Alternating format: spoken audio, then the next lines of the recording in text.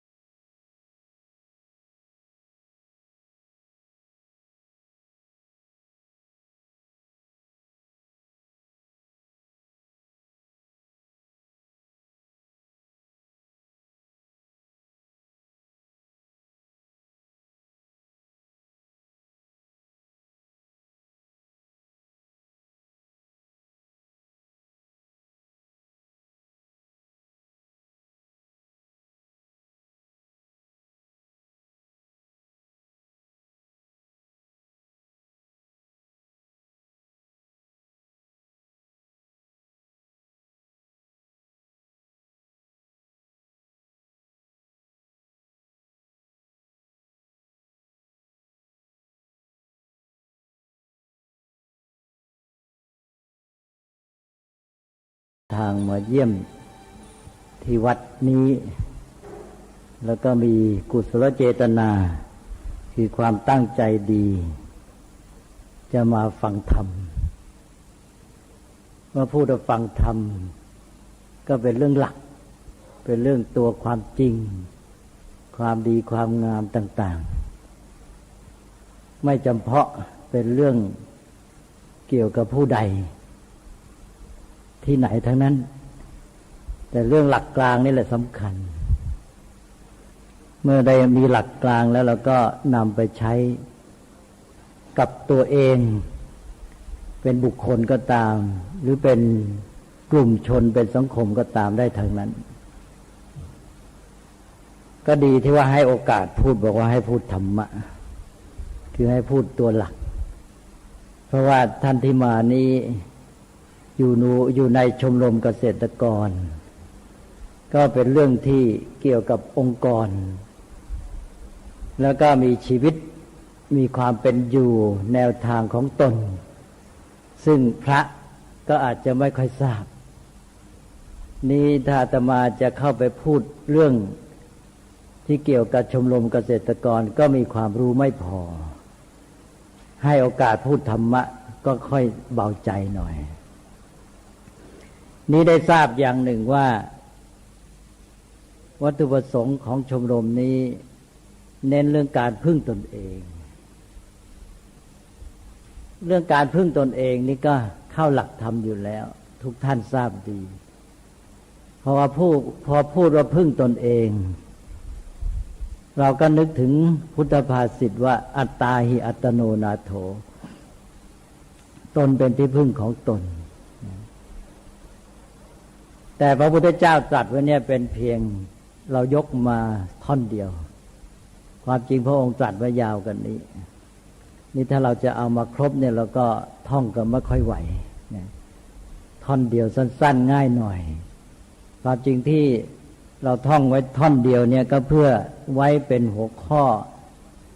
เริ่มต้นจำได้แม่นแต่เวลาเอาจริงเนี่ยเราต้องไปขยายต่อพอเริ่มว่าอัตตาหิอัตโนนาโถตนเป็นที่พึ่งของตน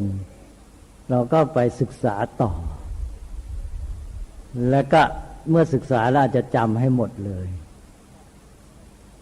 ข้อความต่อจากนี้ยังมีบอกว่าโกหินาโถปโรสิยาคนอื่นใครเล่าจะเป็นที่พึ่งได้จริงแท้แล้วก็ยังไม่จบอีกยังมีอีกท่อนหนึ่งว่าอัตนาหิสุทันเตนะ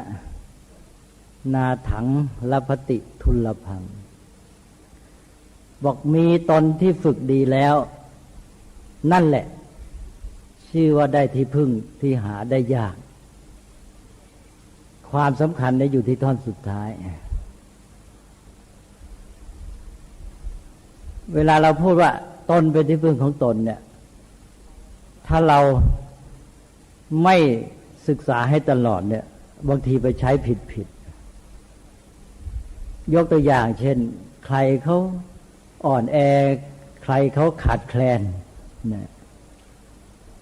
เราไปเจอเขาเราก็บอกว่าพระบอกว่าตนเป็นที่พึ่งของตนเธอก็ช่วยตัวเองสิฉันจะไปช่วยทำไมว่างั้นใช่ไหมเนี่ยเอาละสิ นี่ก็กลายเป็นว่าไม่ต้องช่วยกันละเนี่ยตัวใครตัวมันเนี่ยกันนะนี่คือถ้าเราท่องท่อนเดียวเนี่ยแล้วเราไม่ศึกษาให้ดีเนี่ยอาจจะเข้าใจผิดได้ธรรมะทุกข้อเนี่ยปกติพระพุทธเจ้าตรัสไว้เนี่ยหนึ่งเพื่อแสดงหลักความจริงสองเพื่อแสดงวิธีปฏิบัติทีนี้การปฏิบัตินี้ก็เน้นที่มองจากความรับผิดชอบของตนไม่ใช่ไปซัดทอดคนอื่นธรรมะต่างๆนี้ถ้าไปมองในแง่เรียกร้องจากคนอื่นแล้วก็ยุ่งหมดเสียหมดเลยเนี่ยอย่างอัตตาหิตโนนาโถตนเป็นที่พึ่งของตนเราไปเรียกร้องจากคนอื่นก็คุณก็พึ่งตัวเองสิว่างั้นนะฉันไม่ช่วยหรอกนะนี่อย่างพระพุทธเจ้าสอนอีกเมตตากรุณาบอกว่าให้มีเมตตากรุณานะต้องมีความรักความสงสารอยากให้คนอื่นเป็นสุขอยากช่วยเขาให้พ้นทุกข์นะเราก็ไปขอเงินเขาบอกคุณต้องมีเมตตากรุณาฉันนะว่างั้นนะใช่ไหมฉันขอคุณต้องให้อย่างเงี้ยอันนี้เรียกว่าใช้ธรรมะแบบว่าเรียกร้องจากผู้อื่นพออัตตาหิตโนนาโถก็เรียกร้องเขาบอกให้คุณต้องช่วยตัวเองฉันไม่ช่วยแต่ทีจะอยากให้มาช่วยตัวก็ไปบอกเขาอ้างเมตตาใช่ไหมบอกว่าเธอคุณต้องช่วยฉันนะคุณต้องมีเมตตาอย่างนี้ไม่ไหวตัวเองก็ไม่พัฒนาอย่างนี้เรียกว่าปฏิบัติผิดธรรมะทุกข้อให้เรียกร้องจากตัวเองก็คือต้องรับผิดชอบมองจากความรับผิดชอบของตนเองอัตตาหิตโนนาโถว่าตนเป็นที่พึ่งของตนนี่ก็ไว้ใช้เตือนตัวเราเองว่าเราต้องพยายามพึ่งตนเองแต่ไม่ใช่ไปซัดคนอื่นนะบอกว่าแกต้องพึ่งตัวเองสิฉันไม่ช่วยกันละว่างั้นนะหรืออย่างเมตตากรุณาก็อย่างที่ว่าเมื่อกี้ก็ไปขอเขาให้เขาช่วยเราแล้วก็เสร็จแล้วเวลาจะเขาต้องการความช่วยเหลือเราก็เอาอัตตาหิตโนนาโถก็ช่วยตัวเองเวลาเราจะขอความช่วยเหลือเขาเราก็อ้างเมตตาอย่างนี้เรียกว่าแปลธรรมะเข้าข้างตัวเองหมดนะต้องมองจากความรับผิดชอบของตัวเองเรียกร้องจากตัวเองก็เตือนตัวเองว่าตนเป็นที่พึ่งของตนเราต้องพยายามพึ่งตนแล้วก็มีเมตตากรุณาก็ต้องเตือนตัวเองว่าพยายามช่วยเหลือเขานะใครมีทุกข์มีเดือดร้อนก็ไปช่วยถ้ามองจากความรับผิดชอบของตัวเองเรียกร้องจากตนเองเนี่ยก็เริ่มเดินหน้าถูกต้องแหละปฏิบัติธรรมะได้ถูกแล้วก็จะได้ฝึกตัวเองด้วยทีนี้มองในเรื่องตนเป็นที่พึ่งของตนเนี่ยก็ยังไม่จบเท่านั้นนะว่าตอนแรกนี่ก็บอกว่าต้องมองจากความรับผิดชอบของตัวเองใช้เตือนตัวเองเรียกร้องจากตนเองให้พึ่งตนเองแต่ว่ายังมีข้อที่ต้องทำความเข้าใจเพิ่มเติมอีกที่ว่าตนเป็นที่พึ่งของตนเมื่อกี้บอกแล้วเป็นเพียงคำนำเท่านั้นนะบอกว่าตนเป็นที่พึ่งของตนก็ฉันไม่มีกำลังเช่นไปตกน้ำว่ายน้ำไม่เป็นบอกตนเป็นที่พึ่งของตนแล้วจะทำไงนะก็ตนเป็นที่พึ่งของตนตัวเองไม่มีความสามารถแล้วจะไปช่วยตัวเองได้ไงจะพึ่งตนได้ยังไงนี่แหละจึงได้บอกว่าอย่าไปหยุดแค่ท่อนแรกว่าอัตตาหิตโนนาโถท่อนนี้เป็นเพียงยกขึ้นมาสำหรับเตือนใจเตือนจิตสำนึกเบื้องต้นแต่ตัวจริงเนี่ยมันอยู่ท่อนต่อไปนู้นนะท่อนไหนล่ะถ้าอาตมาจะสรุปง่ายๆคือหลักพุทธศาสนาเนี่ยที่แท้ท่านเน้นที่การทำตนให้เป็นที่พึ่งได้ตนเป็นที่พึ่งของตนจะไปพึ่งตนได้ไงเราก็ตัวเองยังไม่มีความสามารถจะเอาอะไรมาพึ่งตัวก็ต้องทำตนให้เป็นที่พึ่งได้แล้วทำไงจะพึ่งตัวเองได้ทำไงตนเองจะเป็นที่พึ่งได้ล่ะก็ต้องฝึกฝนพัฒนาตัวเองขึ้นไปจุดนี้แหละที่สำคัญข้อปฏิบัติในพุทธศาสนาอยู่ที่นี่อยู่ที่การทำตนให้เป็นที่พึ่งได้ เราเพียงแต่เตือนตัวเองนะบอกว่าตนเป็นที่พึ่งของตนอันนี้เป็นความจริงตนเป็นที่พึ่งของตนเนี่ยมันเป็นหลักสัจธรรมอันหนึ่งที่ท่านบอกต่อไปว่าคนอื่นใครเล่าจะเป็นที่พึ่งแท้จริงได้เนี่ยคือคนอื่นแม้จะรักเราขนาดไหนอย่างพ่อแม่เนี่ยรักเราแทบจะตายแทนได้เนี่ยแต่ในที่สุดท่านก็ช่วยเราได้ไม่เต็มที่ไม่ได้จริงอ่ะ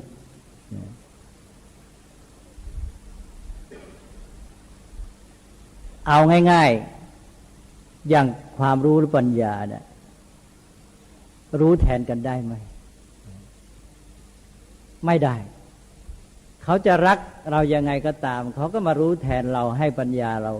ยัดปัญญาใส่สมองเราไม่ได้ใช่ไหมอันนั้นในที่สุดเราก็ต้องรู้ด้วยตนเองเสวยสุขเสวยทุกข์นี่คนอื่นเสวยแทนได้ไหมไม่ได้เราต้องเสวยสุขเสวยทุกข์ด้วยตนเองความ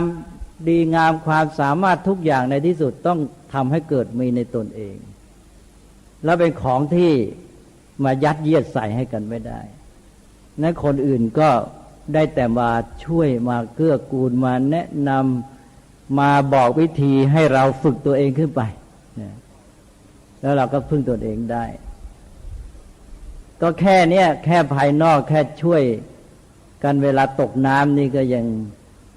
ช่วยไม่ได้เต็มที่เลยบอกว่าพ่อแม่รักเราเหลือเกินเพราะนั้นเราไม่ต้องฝึกว่ายน้ำหรอกถ้าไปตกน้ำเดี๋ยวท่านก็ช่วยเราเองเอาเข้าจริงท่านก็ไม่ได้อยู่กับเราตลอดเวลาเกิดเหตุขึ้นมาท่านไม่อยู่ด้วยทำไงก็ไม่มีคนช่วยถึงแม้อยู่ในเรือลำเดียวกันไปอยู่คนละส่วนทีนี้คนหนึ่งอยู่หัวเรือคนหนึ่งอยู่ท้ายเรือเนี่ยในตอนที่เดินไปเดินมาเกิดเรือล่มขึ้นมาตอนที่อยู่คนละตอนก็ช่วยกันไม่ทันหรือแม้แต่อยู่ด้วยกันก็ยังช่วยไม่ได้เต็มที่แหละเนี่ยดีไม่ดีเราก็พาท่านแย่ไปด้วยนั้นถ้าเราว่ายน้ำเป็นเองย่อมดีที่สุดแต่ว่าพ่อแม่ช่วยได้ช่วยยังไงช่วยที่ดีที่สุดไม่ใช่ไปรอช่วยตอนตกน้ำใช่ไหมช่วยให้เราฝึกตัวเองให้ว่ายน้ำเป็นนี่แหละดีที่สุดก็คือว่าพ่อแม่ก็เป็นห่วงลูกรักลูกก็รีบฝึกให้ลูกว่ายน้ำให้เป็นซะจัดเตรียมการต่างๆไปอาบน้ำด้วยกันไปว่ายน้ำด้วยกันพ่อแม่ก็ช่วยเนี่ยอย่างเงี้ยเรียกว่ารักจริงฉะนั้นการที่จะให้เราพึ่งตัวเองได้เนี่ยก็ต้องฝึกตัวเองแต่คนอื่นช่วยได้แต่ก็มาช่วยเกื้อหนุนในการฝึกจัดสภาพแวดล้อมให้จัดสิ่งอำนวยความสะดวกให้ที่สุดและดีที่สุดก็คือฝึกตัวเองขึ้นไปเพราะฉะนั้นพุทธภาษิตเนี่ยจึงต้องพูดให้เต็มตนเป็นที่พึ่งของตนคนอื่นใครเล่าจะเป็นที่พึ่งแท้จริงได้เนี่ยอันนี้เป็นหลักความจริงเลยอันนี้มีตนที่ฝึกดีแล้วนั่นแหละได้ที่พึ่งที่หาได้ยากตรงนี้เป็นข้อปฏิบัติหมายความว่าข้อปฏิบัติอยู่ที่ฝึกฝนพัฒนาตนเองพระพุทธศาสนาเป็นศาสนาของการฝึกตนเราจะพึ่งตนเองได้เมื่อเราฝึกฝนพัฒนาตัวเองให้ดีแต่ว่าพร้อมกันนั้นท่านก็บอกว่าเราเนี่ยไม่ได้อยู่โดดเดี่ยวอย่างที่ว่าไม่ใช่มาเกี่ยงกันว่าแกพึ่งตัวเองนะเนี่ยตนเป็นที่พึ่งของตนเองก็พึ่งตัวเองสิอะไรไม่ใช่เอาไว้เกี่ยงกันแต่ว่ามีไว้เพื่อจะได้เตรียมตัวฝึกตัวเองขึ้นไปแต่ในการฝึกตัวเองนั้นน่ะเราจัดระบบสังคมที่เกื้อหนุนกันอันนี้คือเป็นความดีของการอยู่ร่วมหรือการจัดตั้งสังคมทำไมพระพุทธเจ้าจัดตั้งคณะสงฆ์ขึ้นมาทั้งที่ทรงทราบว่าทุกคนเนี่ยต้องพึ่งตัวเองก็ก่อนที่เขาจะพึ่งตัวเองเนี่ยเขาต้องฝึกตัวเองให้ดีเพราะฉะนั้นพระพุทธเจ้าก็ตั้งชุมนุมที่อยู่รวมกันของพระเป็นสงฆ์เป็นสังฆะขึ้นมาเนี่ยก็เพื่อจัดสภาพแวดล้อมจัดครูอาจารย์จัดเพื่อนกัลยาณมิตรต่างๆให้ เพื่อให้คนที่อยู่ร่วมกันนั้นนะมาเกื้อหนุนกันมาช่วยแนะนำมาช่วยสั่งสอนมาช่วยทุกอย่างทุกประการแหละรวมโดยเฉพาะก็คือไม่เฉพาะคนนะระบบการเป็นอยู่การสัมพันธ์กันกฎเกณฑ์กติกาในสังคมที่อยู่ร่วมกันนะจัดขึ้นเพื่อวัตถุประสงค์นี้เท่านั้นคือเพื่อให้เกิดโอกาสในการที่เราจะได้พัฒนาตัวเองดังนั้นสองอย่างเนี่ยต้องไปด้วยกันคือหนึ่งตัวบุคคลต้องมีความสำนึกที่จะฝึกตัวเองอยู่เสมอสองแล้วสังคมต้องจัดระบบการอยู่ร่วมกันที่มีความสามัคคีมีความเมตตากรุณามีความเอื้อเฟื้อกันช่วยเกื้อหนุนกันเป็นกัลยาณมิตรต่อกันในการที่จะให้แต่ละคนนั้นได้โอกาสในการฝึกตัวเองให้ดียิ่งขึ้นและสองอย่างนี้เรียกว่าเป็นหัวใจของระบบชีวิตที่ดีงามไม่ว่าจะไปใช้ที่ไหนก็ใช้ระบบเนี่ยคือตัวเองต้องฝึกตัวเองให้พึ่งตัวเองได้โดยทำตนให้เป็นที่พึ่งได้อย่าไปเริ่มอย่าไปจบแค่ตนเป็นที่พึ่งของตนแล้วเราก็เลยถือแต่เพียงว่าต้องพึ่งตนเองจะพึ่งได้ยังไงอย่างที่บอกเมื่อกี้แล้วว่าถ้าเราไม่มีความสามารถที่จะพึ่งตัวเองได้เพราะฉะนั้นจึงต้องเน้นที่ว่าทำตนให้เป็นที่พึ่งได้แล้วก็การที่จะทำตนให้เป็นที่พึ่งได้เราก็จัดระบบสังคมการอยู่ร่วมกันเนี่ยให้เกื้อหนุนกันในการที่แต่ละคนจะได้มีโอกาสพัฒนาชีวิตของตัวเองให้ดีขึ้นแต่ละคนเนี่ยจึงไม่แยกจากชุมชนหรือสังคมของตนเองอาตมาคิดว่าที่เรามีชมรมอะไรต่างๆเนี่ยเราก็ถือหลักนี้ด้วยก็พึ่งตนเองเนี่ยก็เอาละมองที่ความรับผิดชอบซึ่งลงไปถึงแต่ละคนเลยต้องพึ่งตัวเองให้ได้แต่พร้อมกันนั้นเราก็ไม่ได้โดดเดี่ยวชมรมก็คือระบบการอยู่ร่วมกันที่ว่าจะมาเกื้อหนุนกันช่วยเหลือกันแล้วก็หัวใจของการอยู่ร่วมกันก็คือความสามัคคีในชีวิตพระสงฆ์เนี่ยพระพุทธเจ้าจึงเน้นเรื่องนี้นะหนึ่งแต่ละคนต้องมีไตรสิกขาใช่ไหมไตรสิกขาก็คือการศึกษาพัฒนาตัวเองนะนี่แต่ละชีวิตแต่ละคนต้องฝึกตัวเองเรียนรู้ศึกษาไปสองมีสงฆ์ที่อยู่ร่วมกันเน้นความสามัคคีพระพุทธเจ้าจะตรัสย้ำเรื่องสังฆสามัคคีถ้าใครทำให้สงฆ์คือส่วนรวมหมู่ชนแตกแยกกันนี่ถือเป็นกรรมหนักเรียกว่าสังฆเพศใช่ไหมสังฆเพศนี่เป็นอนันตริยกรรมเลยทำลายสงฆ์ให้แตกกัน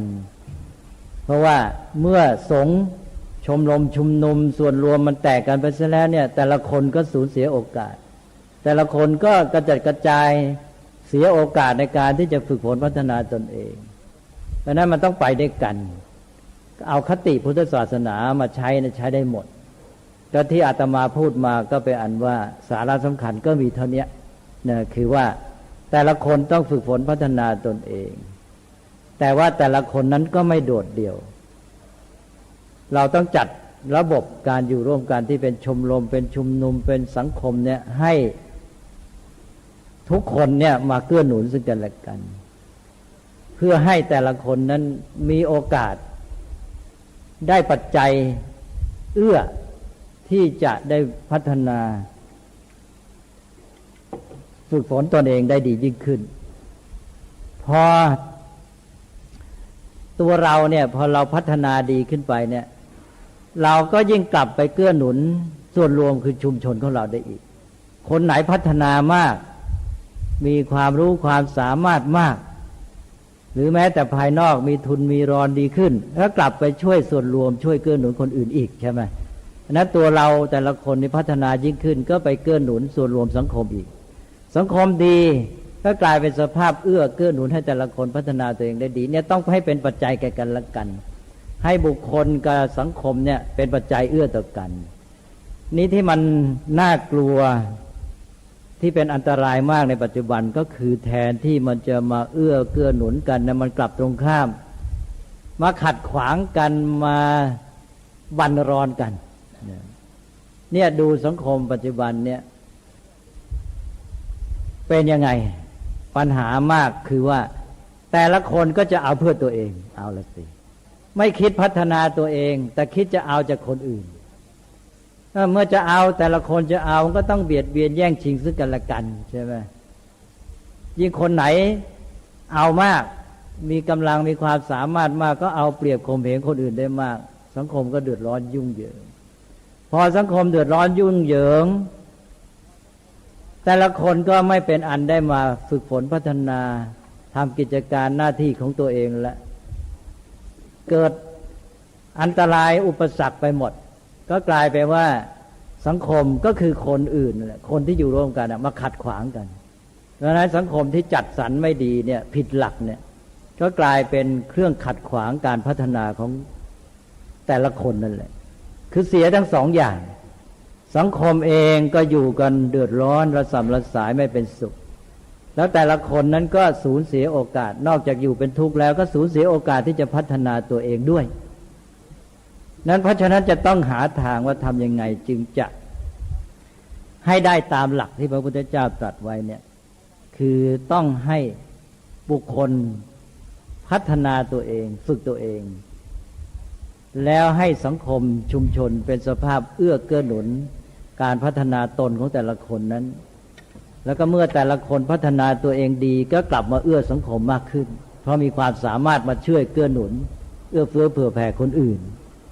แล้วก็สังคมยิ่งดีบุคคลก็ยิ่งได้โอกาสพัฒนาตนเองนี่อันนี้ก็คือหลักการที่ไม่เห็นแก่ตัวนั่นเองนั้นน้ำใจต่อส่วนรวมความรู้สึกรับผิดชอบอะไรจะอะไรต้องมีในพุทธศาสนาท่านจึงพยายามเน้นเรื่องนี้เนี่ยอย่างเรามีคติพระโพธิสัตว์ไปทำไมก็เพื่อเป็นตัวอย่างว่าเนี่ยพระพุทธเจ้าเนี่ยที่พระองค์ฝึกตัวเองมาเนี่ยจนกระทั่งเป็นพระพุทธเจ้าได้เนี่ยพระองค์ทำเพื่อผู้อื่นเนี่ยการทำเพื่อผู้อื่นการช่วยผู้อื่นเนี่ยเป็นการฝึกตนการพัฒนาตนเราพัฒนาได้หลายอย่างและพัฒนาในตนเองด้วยพัฒนาด้วยการช่วยเหลือผู้อื่นด้วยการช่วยเหลือผู้อื่นก็เป็นการพัฒนาตัวเองเป็นการฝึกตัวเองแล้วพระโพธิสัตว์เนี่ยก็พัฒนาพระองค์เองด้วยการช่วยผู้อื่นเนี่ยเวลาเราจะช่วยคนอื่นนี่สารพัดเราต้องฝึกตัวเองหนึ่งก็ฝึกความคิดฝึกสติปัญญาจะไปช่วยเขาได้ยังไงเขามีปัญหาเขาเดือดร้อนคิดเยอะแล้วนะกว่าจะคิดเสร็จแก้ปัญหาเขาได้ในปัญญาตัวเองพัฒนาเยอะเลยนะไปช่วยเขานะตัวเองได้พัฒนาตัวเองแล้วไม่ใช่เฉพาะแค่นั้นต้องฝึกการพูดจาพฤติกรรมเนี่ยต้องฝึกให้เกิดทักษะในการใช้มือใช้เท้าใช้กำลังร่างกายต่างๆคือพฤติกรรมกายวาจาต้องรับการฝึกเพื่อให้สำเร็จผลและอีกส่วนหนึ่งที่ฝึกไปด้วยคือจิตใจจิตใจก็จะมีความเข้มแข็งมีความเพียรมีสมาธิมีสติต้องคอยระลึกต้องคอยจับเรื่องราวมาพิจารณาเนี่ยต้องมีสมาธิมากขึ้นจิตใจมีคุณธรรมต่างๆพัฒนาไปมีเมตตากรุณามีศรัทธามีความเชื่อมั่นในความดีมีจุดมุ่งหมายแน่วแน่นะมีอธิษฐานมีความตั้งมั่นเด็ดเดี่ยวต่อจุดหมายอะไรต่างๆเหล่านี้มาเสร็จเวลาเราทำเพื่อส่วนรวมหรือทำเพื่อผู้อื่นเนี่ยเราฝึกตัวเองไปด้วยเพราะนั้นเรื่องทั้งหมดเนี่ยมันก็อยู่ในหลักการที่ว่าสิ่งทั้งหลายเนี่ยมันสัมพันธ์กันพึ่งพาอาศัยซึ่งกันและกันเป็นปัจจัยแก่กันนั้นถ้าเรามองอย่างนี้แล้วใจเราก็จะกว้างขึ้นเราก็ไม่มองเฉพาะตัวเองนะเราอยู่ในสังคมเราก็อยู่ในระบบสัมพันธ์กันแต่ละคนก็เป็นปัจจัยแก่กันเกื้อหนุนกันทำไม่ดีก็เป็นปัจจัยร้ายแล้วก็กลายเป็นแทนที่จะเกื้อหนุนก็ก่อความเดือดร้อนสังคมก็อยู่ไม่ได้ถ้าเราทำดีเป็นปัจจัยที่เดียวเกื้อหนุนสังคมของเราก็อยู่ร่มเย็นเป็นสุขแต่ละคนก็มีโอกาสพัฒนาอย่างที่ว่าเนี่ยระบบเหตุปัจจัยนั่นเองแล้วเราก็มามองแม้แต่เรื่องข้าวปลาอาหารเงินทองพระพุทธเจ้าหรือพระเราเนี่ยเรียกว่าปัจจัยเท่านั้นเนี่ยพระท่านเรียกเงินทองก็เรียกปัจจัยที่จริงมันเป็นตัวแทนของปัจจัยมันไม่ใช่ปัจจัยหรอกเนี่ยเดี๋ยวนี้เรียกรวบลัดเวลาบอกก็ได้เงินมาก็เรียกปัจจัยว่างั้นนะที่จริงเงินทองมันไม่ใช่ปัจจัยมันเป็นตัวแทนของปัจจัยเนี่ย แต่ทีนี้คำว่าปัจจัยเองเนี่ยมันก็มีความหมายลึกซึ้งนะปัจจัยเนี่ยเป็นเครื่องเกื้อหนุนช่วยให้ผลเกิดขึ้นมาหรือช่วยให้อะไรอย่างอื่นมันดำเนินไปได้อันนี้เงินทองก็เป็นตัวแทนของปัจจัยสี่ใช่ไหมปัจจัยสี่คือวัตถุสิ่งเสพบริโภคต่างๆเนี่ยเอาพูดง่ายๆก็คือเรื่องของเศรษฐกิจนี่แหละในพุทธศาสนาท่านมองว่ามันเป็นปัจจัยนะคำว่าปัจจัยเนี่ยเป็นคำพูดที่มีความหมายสำคัญเราอย่ามองผ่านๆไปบางทีเราพูดแล้วเราก็ไม่ได้เข้าใจความหมายหรือว่าเราเข้าใจแต่เรามองข้ามไปปัจจัยเนี่ยเราเรียกพวกวัตถุต่างๆก็คือพุทธศาสนาบอกว่าเรื่องเศรษฐกิจเรื่องวัตถุเนี่ยเป็นปัจจัยนะ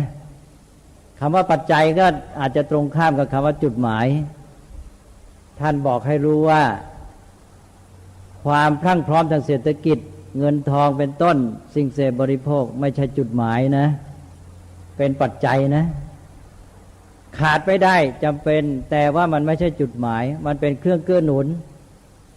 หมายความว่ามันมีความดีงามที่สูงกว่านั้นที่เราจะต้องทำถ้าเราไม่มีปัจจัยไม่มีวัตถุไม่มีเศรษฐกิจช่วยเนี่ยเราทำไม่ได้แต่ว่าเศรษฐกิจวัตถุเนี่ยไม่ใช่จุดหมายไม่จบแค่นั้นนะไม่ใช่ว่าเราหาเงินหาทองมาเสพบริโภคพรั่งพร้อมแล้วเราก็นอนสบายมันก็จบแล้วนี่ได้จุดหมายถ้าสังคมเป็นอย่างนี้หรือชีวิตเป็นอย่างนี้ครอบครัวเป็นอย่างนี้ล่มจมไม่ช้าเสื่อมเพราะอะไรเพราะว่ามัวเมาโลกปัจจุบันนี้ที่น่ากลัวเพราะว่ากำลังจะมองผิดเอาวัตถุเศรษฐกิจอะไรต่างๆนี่เป็นจุดหมายตรงข้ามกับที่พระท่านสอนบอกให้มองเป็นปัจจัยว่างั้นเลยถ้ามองเป็นปัจจัยแล้วมันมีทางไปต่อก็หมายความว่าจำเป็นนะเราต้องสร้างเศรษฐกิจให้ดีเราต้องมีเงินทองต้องมีวัตถุเสพบริโภคกินใช้แต่ว่ามันไม่ได้จบแค่นั้นไม่ใช่จุดหมายนะเราเอามันมาเป็นเครื่องเกื้อหนุนนะเราต้องก้าวไปสู่ความดีงามที่สูงกว่านั้นชีวิตของเราก็มีความดีงามที่สูงขึ้นไปซึ่งเราจะอาศัยร่างกายของเราอาศัยวัตถุเสพบริโภคเศรษฐกิจอะไรเนี่ยมาช่วยเกื้อหนุนแล้วเราก็สามารถก้าวต่อไปสังคมของเราก็มีสิ่งที่ดีมีการสร้างสรรค์สิ่งที่ดีงามมีวัฒนธรรมมีอารยธรรมมีสิ่งงดงามมีความประเสริฐเลิศทางจิตใจทางปัญญามากมายที่จะต้องสร้างเราจะหยุดแค่นี้นะเวลาเนี้ยคนกำลังมองเอาเศรษฐกิจเอาวัตถุเสพบริโภคเป็นจุดหมายสังคมอย่างเนี้ยตันพอสร้างเงินทองมีกินมีใช้สิ่งเสพบริโภคถ้าเป็นตัวคนก็ลุ่มหลงมัวเมาแล้วทีเนี้ยก็เริ่มเสื่อมถ้าเป็นมองกว้างเป็นสังคมก็มัวเมาลุ่มหลงเพลิดเพลินก็อ่อนแอลงแล้วก็เสื่อมเหมือนกันแล้วก็จะตกอยู่ในความประมาทนะประมาทก็คือเฉื่อยชาเลื่อยเปื่อยแล้วก็หลงละเลงจมหมกมุ่นอยู่ในความสุขอะไรเงี้ยแทนที่จะเอาความพรั่งพร้อมเอาวัตถุเอาเรื่องเศรษฐกิจนั้นมาเป็นปัจจัยเครื่องเกื้อหนุนแล้วเราก็สร้างสรรค์สิ่งที่ดีงามสูงขึ้นไปนั้นอันนี้เป็นเรื่องที่สำคัญที่ว่าชีวิตครอบครัวสังคมอะไรต่างๆเนี่ยที่มันเข้าวงจรเสื่อมเจริญอะไรต่างๆเนี่ยมักจะเป็นอย่างเงี้ยคือมันมองไม่ตลอดมองไปแค่เป้าหมายที่ตันเช่นอย่างเนี้ยเช่นอย่างเรื่องวัตถุเนี่ยก็อย่างที่บอกเมื่อกี้เนี่ยน่าจะพูดได้ว่าสังคมปัจจุบันเนี่ยกำลังหลงกำลังมองเอาความพรั่งพร้อมทางเศรษฐกิจเป็นจุดหมายเนี่ยนี้ถ้าเรามองอย่างนั้นน่ะแต่ละคนก็มีทางที่จะมุ่งไปในทางแข่งแย่งเพราะจะต้องเอาให้มากเพราะว่าวัตถุเสพบริโภคพรั่งพร้อมเงินทองมากมันเป็นจุดหมายใช่ไหมฉันก็ต้องเอาให้มากที่สุดมันก็ต้องมาแย่งชิงกันจนได้แหละนี้ถ้าเรามองเป็นปัจจัยซะเราก็บอกว่าจะต้องให้มีแต่ว่ามันมีอย่างมีความหมายที่แท้จริงก็คือว่ามาเป็นเครื่องเกื้อหนุนให้เราก้าวไปสู่สิ่งที่ดีงามยิ่งขึ้นเราจะสร้างสรรค์ชีวิตสร้างสรรค์สังคมยังไงต้องมาคิดกันแล้วนะอย่าไปคิดว่าจบแค่สร้างให้มีวัตถุเสพบริโภคไม่ใช่นะแต่เราจำเป็นต้องมีเอามันมาแล้วมาเป็นปัจจัยเกื้อหนุนเพราะนั้นสังคมที่ดีเนี่ยก็ไม่ได้คิดจบอยู่แค่มีกินมีใช้นะ ต้องคิดต่อไปว่ามีกินมีใช้แล้วจะสร้างสรรค์อะไรที่ดีงามสูงขึ้นไปนั่นแหละสังคมจึงเจริญก้าวหน้าได้ยิ่งสังคมพระเนี่ยจะเห็นได้ชัดท่านบอกชัดเลยว่าวัตถุปัจจัยสี่จำเป็นเวลาท่านพูดให้ชัดแคบเข้ามาเนี่ยพระบวชเสร็จเนี่ยท่านบอกอนุศาสตร์8โยมเก่าๆนี่คงพอจะรู้นะอนุศาสตร์8เนี่ยเป็นคำสอนเบื้องต้นสำหรับผู้บวชใหม่อนุศาสตร์8แบ่งเป็นอะไรแบ่งเป็น2นิสัย4อกรณียกิจ4นิสัย4ก็คือวัตถุที่พระจะต้องพึ่งพาแล้วก็อกรณียกิจ4สิ่งที่พระทำไม่ได้ถ้าทำแล้วขาดจากความเป็นพระพอบวชนี่เสร็จปั๊บวินัยบอกเลยพระอุปัชฌาย์ต้องรีบบอกจะให้พ้นไปจากอุปัชฌาย์แล้วไปบอกทีหลังอุปัชฌาย์เป็นอาบัติแล้วมีความผิดต้องบอกทันทีทีนี้บอกนิสัยเนี่ยอันนี้อาตมาจะพูดถึงเฉพาะนิสัยก็คือปัจจัย4นั่นเองปัจจัย4นี้สำหรับพระนี่ท่านเรียกว่านิสัยนิสัยของพระนี่ไม่ใช่หมายความว่าเราเคยชินยังไงแล้วเป็นนิสัยนะฉันมีนิสัยชอบทำอย่างนั้นอย่างนี้ชอบวิ่งเล่นชอบพูดไม่ดีอะไรนิสัยงั้นไม่ใช่นิสัยในความหมายของพระคำว่านิสัยที่พระใช้เนี่ยมี2อย่างที่ใช้มากนะอะไรบ้าง1เวลาบวชนี่ต้องถือนิสัยจริงไหมเนี่ยใครเคยบวชแล้วบ้างเนี่ยบวชนี่ต้องถือนิสัยใช่ไหมอันนิสัยอันนั้นคือใครล่ะถ้าไปถือนิสัยเนี่ยเวลาบวชแล้วเนี่ยเวลาบวชตั้งแต่ในโบสถ์แล้วถึงโยมที่ไม่ได้บวชก็ได้ยินคนที่เขาขอบวชเนี่ยเขาต้องกล่าวคำขอนิสัยกับอุปัชฌาย์บอกว่ายังเทธเมพันเตข้าแต่ท่านผู้เจริญขอจงให้นิสัยแก่ข้าพเจ้านี่นะ1แล้วนะนิสัย1อ่ะนี่ขอนิสัยกับครูอาจารย์อุปัชฌาย์นี่ขอกับคนก็หมายความว่า1นิสัยนั้นอยู่ที่คนอะไรนี่2อุปัชฌาย์บวชเสร็จก็บอกนิสัย4อีกนิสัย4นั้นคือได้แก่อาหารบิณฑบาตจีวรบางสกุลเป็นต้นอันนั้นนิสัยอยู่ที่ของตกลงมีนิสัย2ประเภทเลยนะนิสัย2ประเภทนิสัยที่คนกับนิสัยที่ของพระต้องอาศัย2อย่างนี้ได้เลยบอกความหมายไปเสร็จเลยนิสัยนี่ก็แปลว่าอาศัยนั่นเองชีวิตของพระนั้นมีที่อาศัยสำหรับผู้บวชใหม่2อย่าง1นิสัยที่อยู่ที่ตัวคนคืออุปัชฌาย์อาจารย์เนี่ยก็คือการอาศัยอุปัชฌาย์อาจารย์นั้นช่วยในการที่จะได้เป็นพระคือได้ฝึกอบรมในไตรสิกขาต่อไปพระจะเจริญในไตรสิกขาจะฝึกตนเรียนรู้ศึกษาก้าวหน้าต้องอาศัยอุปัชฌาย์อาจารย์มาเป็นผู้แนะนำทางเบื้องต้น2นิสัยอยู่ที่ของก็คือปัจจัย4อาหารเครื่องนุ่งห่มเป็นต้นนี่ท่านต้องอาศัยเหมือนกันนะถ้าท่านไม่ได้อาศัยอาหารเป็นต้นนี่ท่านก็ไปไม่รอดเหมือนกันตกลงว่านิสัยที่พระอาศัยเนี่ยมี2อยู่ที่ของก็อยู่ที่คนแล้วต้องมีทั้ง2อย่างนี้ลักษณะที่ท่านบอกเนี่ยท่านชัดคือว่าทุกอย่างเป็นระบบความสัมพันธ์มาบอกว่านิสัยอยู่ที่คนอาศัยคนเพื่ออะไรเพื่อการศึกษาเพื่อให้ท่านช่วยเกื้อหนุนในการที่ว่าจะได้เจริญในไตรสิกขาต่อไปนิสัยอยู่ที่ของก็เหมือนกันอาศัยปัจจัย4อาศัยอาหารบิณฑบาตเป็นต้นแล้วท่านจะได้สามารถศึกษาเจริญไตรสิกขาต่อไปเหมือนกันตกลงว่าทั้ง2อย่างนี้มาเป็นนิสัยเป็นที่อาศัยโดยมีจุดหมายเพื่อก้าวไปในไตรสิกขาแต่นิสัยของพระ1และด้านอุปัชฌาย์อาจารย์เนี่ยก็เป็นเรื่องของเมตตากรุณาเรื่องความสัมพันธ์ที่ดีเป็นกัลยาณมิตรแล้วท่านรู้มาก่อนท่านพัฒนามาก่อนท่านศึกษามามากท่านก็มาช่วยเราแต่ก็อยู่ในระบบที่ว่าในที่สุดต้องอัตตาตโนนาโถท่านช่วยก็คือเพื่อเกื้อหนุนให้เราต้องฝึกตัวเองขึ้นไปนะเสร็จแล้วเราเนี่ยต้องพึ่งตัวเองปัญญาจะมีเราจะรู้เราก็ต้องรู้ด้วยตัวเองเราจะเสวยสุขเสวยทุกข์ก็ต้องเสวยด้วยตนเองเป็นต้นอย่างที่ว่าไปแล้วอันนี้ท่านก็มาช่วยให้เราฝึกตัวเองให้พึ่งได้ให้พึ่งตัวเองได้ พร้อมกันนั้นเราก็ต้องอาศัยอาหารปัจจัยสี่ที่ว่าที่เรียกว่าเป็นนิสัยแต่ว่านิสัยของพระเนี่ยที่บอกเมื่อกี้นะมันชัดคือนิสัยของพระเนี่ยอาศัยวัตถุเท่าที่จำเป็นจริงๆพอวัตถุมีพออาศัยอยู่ได้แล้วท่านเน้นไปที่ชีวิตด้านจิตด้านปัญญาใช่ไหมให้เจริญงอกงามในด้านนั้นก็เป็นการเตือนชาวบ้านให้รู้ว่าชีวิตของเราเนี่ยไม่ได้อยู่แค่วัตถุเสพบริโภคนะมันมีสิ่งอื่นที่สูงขึ้นไปยิ่งพระแล้วนี่ยิ่งต้องอาศัยวัตถุให้น้อยที่สุดท่านจะเลยให้วุ่นวายให้ยุ่งกับเรื่องวัตถุน้อยที่สุดเพราะเหตุที่พระอาศัยวัตถุน้อยก็เลยยกภาระด้านท้องด้านปัจจัยสี่ไปให้กับญาติโยมซะก็คือว่าอาศัยญาติโยมมีศรัทธาแล้วก็บำรุงเลี้ยงเอาเท่าที่จำเป็นอยู่ได้พออาศัย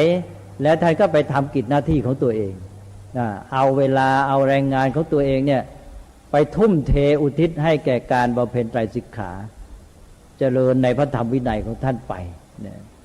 นี้พอท่านเจริญงอกงามในไตรสิกขาท่านก็รู้เข้าถึงธรรมะรู้ธรรมะก็เอาธรรมะนั้นมาให้แก่โยมก็เป็นระบบตอบแทนก็เป็นระบบตอบแทนก็โยมก็ทางพระท่านเรียกว่าอามิสทานให้วัตถุสิ่งของทางพระก็ให้ธรรมเรียกว่าธรรมทานก็เป็นระบบพึ่งพาอาศัยซึ่งกันและกันอีกเนี่ยเห็นไหมเต็มไปหมดระบบความสัมพันธ์แบบพึ่งพาอาศัยกันและกันระบบในสงฆ์นั้นก็พึ่งพาอาศัยกันอยู่แล้วทีนี้มาพระสงฆ์กับคฤหัสถ์ก็ระบบพึ่งพากันท่านใช้คำว่าอุโภอัญโยญนิสิตาว่าทั้งสองฝ่ายอาศัยซึ่งกันและกันทางฝ่ายพระก็พึ่งโยมด้านวัตถุปัจจัยสี่เรียกว่าอามิสทานฝ่ายญาติโยมก็อาศัยพระในด้านธรรมทานอาศัยธรรมทั้งสองฝ่ายนี้เป็นผู้ให้แก่กันและกันพระนี้ก็ต้องให้นะแล้วพระนี่เป็นผู้ให้มากซะด้วยเนี่ยคือให้ธรรมให้ธรรมนี่ให้ไม่มีที่สิ้นสุดหรอกแต่ถ้ารับวัตถุนี่รับได้น้อยพระจะรับวัตถุนี่มีวินัยกันไว้หมดเลยเนี่ยจะไปเที่ยวรับของจากญาติโยมเช่นอย่างบอกว่าภิกษุไม่เจ็บป่วยไม่อาพาธขออาหารมาเพื่อตนฉันเป็นอาบัติเอาละสิผิดแหละแม้แต่อาหารยังขอฉันไม่ได้เลยบิณฑบาตนี่หมายความว่าเดินไปใครมีศรัทธาเขารู้เขาต้องการถวายรับได้แต่จะไปบอกขอเขาไม่ได้เว้นแต่อาพาธงั้นนะหรือขอมาเพื่อผู้อื่นนะอะไรต่างๆขอไม่ได้รับก็อาหารบิณฑบาตก็รับได้อย่างมาก3 บาทใช่ไหมกันไว้หมดหมายความว่าพระนี่ท่านให้ฝากท้องไว้กับญาติโยมก็จริงแต่ว่าระวังมากไม่ให้เกิดความลุ่มหลงมัวเมาในวัตถุให้พึ่งพาวัตถุแต่น้อยแล้วไม่รบกวนชาวบ้านนั้นชีวิตพระนี่ท่านบอกว่าให้เหมือนกับพึ่งหรือแมลงผู้เป็นยังไงเป็นคาถาซะด้วยยถาปิพระมโรปุผังวรรณคันธังอเหทยังว่างั้นนะบอกว่าเปรียบเหมือนแมลงพึ่งแมลงผู้ไปเที่ยวเก็บเอาน้ำหวานจากเกสรดอกไม้ในหมู่ไม้ในสวนในป่าเที่ยวบินไปแสวงหาน้ำหวานรวบรวมมาโดยไม่ทำดอกไม้ให้ชอกช้ำแม้แต่สีละกลิ่นว่างั้นนะมุนีพึงเที่ยวไปในหมู่ชนฉันนั้นท่านบอกว่าอย่างนี้นะพระก็ต้องไปในหมู่ชนในหมู่ประชาชนอย่างนี้อย่าไปทำให้เขาเกิดความชอกช้ำนะนี่หลักของพระศาสนานะอันนี้ถ้าทำได้ตามนี้ก็เป็นไงก็มีแต่ทำให้สังคมนี้เจริญงอกงามใช่ไหมพึ่งนี่ไปเอาน้ำหวานมาพึ่งเองก็สามัคคีกันทำให้รังพึ่งก็เติบโตใหญ่อยู่ได้แต่พร้อมกันนั้นก็พึ่งก็ไม่ทำให้ดอกไม้เสียแม้แต่สีและกลิ่นกับช่วยแพร่พันธุ์ให้ซะอีกทำให้ต้นไม้เจริญงอกงามใช่ไหมอันนี้ชีวิตของพระก็เหมือนกันพระพุทธเจ้าเตือนไปแล้วก็คืออย่างเงี้ยเพราะว่าอยู่ในหมู่ประชาชนอย่าทำให้เขาชอกช้ำศรัทธาชอกช้ำวัตถุทั้งสองอย่างแหละตัวดอกไม้ก็ไม่ให้ชอกช้ำใช่ไหมอันนั้นก็แน่นอนละตัวดอกไม้ก็วัตถุเนี่ย แล้วก็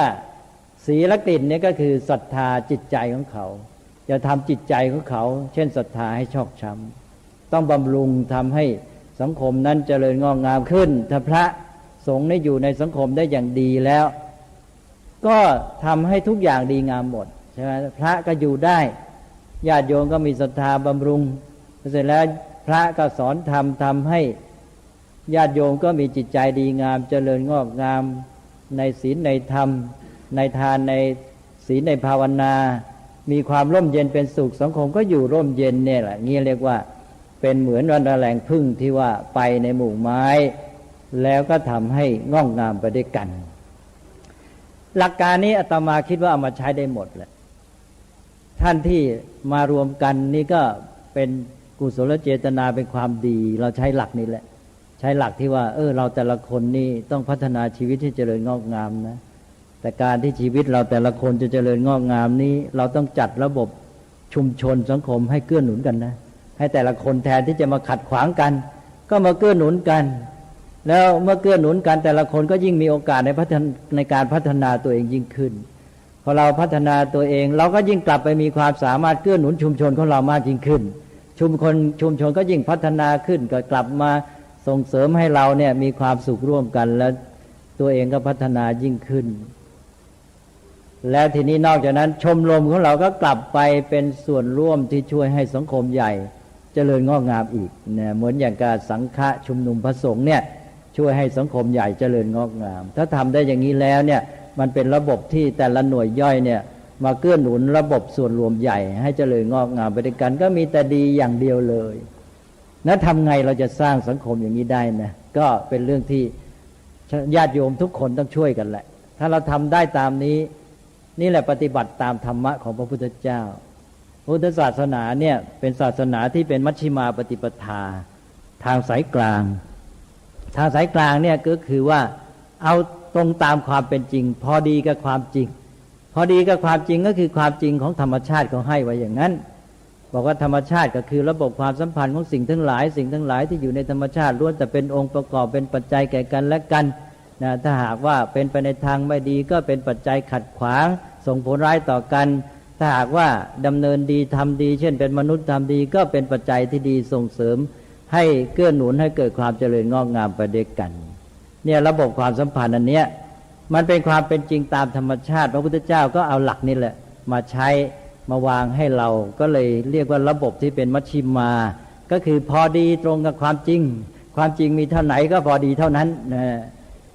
ถ้าทำไม่ตรงไม่ตามกฎธรรมชาติมันไม่พอดีก็เกิดผลร้ายอย่างเรื่องการจัดระบบชุมชนแล้วมาสัมพันธ์กันระหว่างชีวิตส่วนรวมกับชีวิตส่วนตัวอะไรเนี่ยมันก็เป็นระบบความสัมพันธ์ที่เกื้อกูลซึ่งกันและกันเพราะนั้นพระพุทธเจ้าเนี่ยก็จะให้หลักที่ว่าแต่ละคนเนี่ยจะต้องไม่โดดเดี่ยวใช่ไหมแต่ในเวลาเดียวกันก็ไม่ใช่ว่าจะไปหวังพึ่งผู้อื่นเนี่ยจะไปหวังพึ่งพาครึ่งต่อผู้อื่นตัวเองก็อ่อนแอก็ไปไม่รอดเหมือนกันมันต้องทั้งสองอย่างเราก็พัฒนาตัวเองพึ่งตนเองแต่เราก็ไม่โดดเดี่ยวชุมชนสังคมของเราทุกคนก็ช่วยเหลือซึ่งกันและกันนั่นก็อัตตายตโนนาโถก็มาด้วยกันกับเมตตากรุณาใช่ไหมไปด้วยกันได้นะแต่นั้นก็เพราะเมตตากรุณาเนี่ยไม่ได้จบแค่นั้นวันนี้ก็เลยไหนบอกว่าให้พูดธรรมะแล้วนะก็เลยพูดต่อไปซะอีกหน่อยจะได้เข้าใจหลักธรรมมากขึ้นความจริงหลักเมตตากรุณาเนี่ยไม่ได้จบแค่เมตตากรุณานะเราพูดว่าเมตตากรุณากันเรื่อยเลยคนไทยเนี่ยถนัดนักเมตตากรุณาแต่ไม่ครบนะถ้าปฏิบัติแค่เมตตากรุณาเนี่ยดีก็จริงแต่ดีเลยเถิดก็เสียเหมือนกันนะเป็นยังไงล่ะดีแล้วมันเสียได้เหมือนกันนะคือดีแต่ใช้ผิดก็เสียสองดีแต่ว่าข้ออื่นๆที่จะต้องมาด้วยกันมาไม่ครบก็เสียอีกเหมือนกันนะอันนี้เรื่องเมตตากรุณานี่เป็นความดีใช้ผิดเสียหนึ่งแล้วนะสองใช้ไม่ครบเสียเอาว่าใช้ไม่ครบก่อนใช้ไม่ครบเสียเป็นยังไง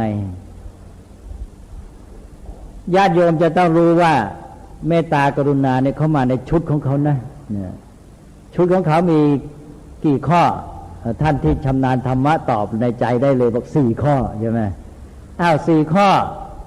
ก็ต้องมีชื่อสิธรรมะในพุทธศาสนานี่มักจะมาเป็นชุดเป็นหมวดมี3มี4มี5มี6มี7มี8เป็นชุดเป็นหมวดไปทีนี้ชุดนี้นะมี4 ข้อมีชื่อเรียกว่าอะไรญาติโยมที่ชำนาญก็ตอบได้เลยว่าเรียกว่าพรหมวิหาร4ใช่ไหมพรหมวิหาร4แล้วละแสดงว่าไม่จบแค่เมตตากรุณาแล้วมีอะไรอีกล่ะเมตตากรุณาก็ต่อด้วยอะไรต่อไปข้อ3มุทิตาข้อ4อุเบกขาวันนี้มาเรียนเรื่องเมตตากรุณามุทิตาอุเบกขากันนิดหนึ่งนะเพราะทุกท่านอยู่ในชุมชนขาดไม่ได้ชีวิตที่อยู่ในหมู่ในสังคม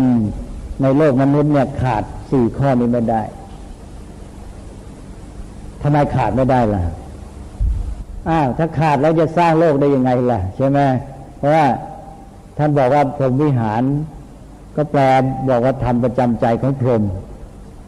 พระพรหมคือใครเนี่ยพรหมคือผู้สร้างโลกใช่ไหมเนี่ย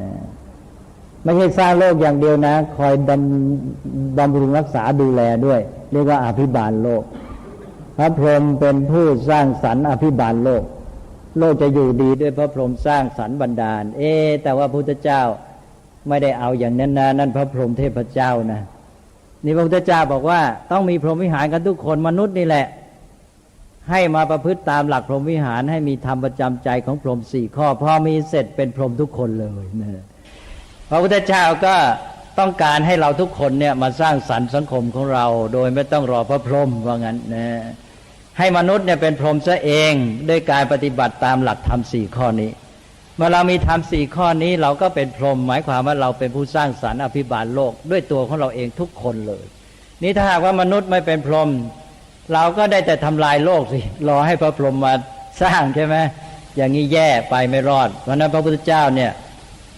ไม่ทรงนิยมยกย่องสรรเสริญชีวิตที่ประมาทรอคอยความช่วยเหลือให้เขาบันดาลให้เทพเจ้าบันดาลรอผลโดนบันดาลพระองค์ไม่ทรงปรารถนาไม่ทรงพระประสงค์ทรงมีพระประสงค์ให้เราพึ่งพาการกระทำของตัวเองท่านเรียกว่าให้หวังผลจากการกระทำว่างั้นนะหลักพุทธศาสนานี่ตรงข้ามกับหวังผลจากการโดนบันดาลคือให้หวังผลจากการกระทำจึงต้องมีความเพียรนี่ในเมื่อเราปฏิบัติตามหลักธรรม4 ข้อเราก็เป็นพรหมเราทุกคนก็เป็นผู้ร่วมกันสร้างสรรค์อภิบาลโลกนี่เราจะทำยังไงปฏิบัติธรรม4 ข้อเราเป็นพรหมได้ดูกันให้ครบ1มีเมตตา2มีกรุณา3มีมุทิตา4มีอุเบกขาเอาเลยนะอันนี้จะปฏิบัติได้ถูกก็ต้องรู้เข้าใจความหมายและเหตุผล1เมตตาคืออะไรญาติโยมตอบในใจก่อน2กรุณาแปลว่าอะไรตอบในใจก่อน3เมตตากรุณาต่างกันอย่างไรตอบในใจก่อนตอนแรกนี่บางท่านบอกเมตตาแปลได้กรุณาพอแปลได้พอถามว่าเมตตากรุณาต่างกันอย่างไรตอนนี้จนแล้วหลายคนตอบไม่ได้เลยใช่ไหมเนี่ย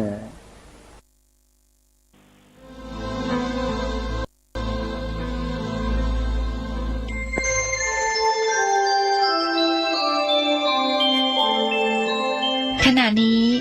ท่านกำลังฟังสถานีวิทยุกระจายเสียง FM 104.5 เมกะเฮิรตซ์